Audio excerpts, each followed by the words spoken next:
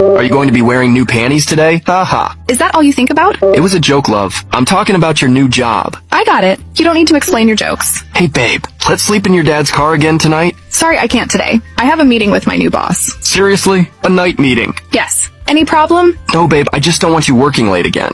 It's all good. See you tomorrow. Hi, baby, how was your meeting? You won't believe it. I got promoted. Wow, love, that's great. Did your new boss promote you? Yes, he said I will be very important to the company. But you just joined the company this week. How did he come to that conclusion in such a short time? I was working my ass off, but now I'll be sharing an office with him, so it will be much better. Cool, I guess. It was the best day of my life. Wow, better than our wedding? Our wedding was nice, but now my life is going to improve a lot. Oh, I'm happy for your promotion. Good morning, Employee of the Month. Today we have a meeting at 7. Oh, okay, did something happen? Nothing major. If you do everything right, you might get another promotion. Haha, that's great. I'll pick you up at 6:30. Pick me up? Yes, it will be a more exclusive meeting. Do you like Japanese food? I love it, but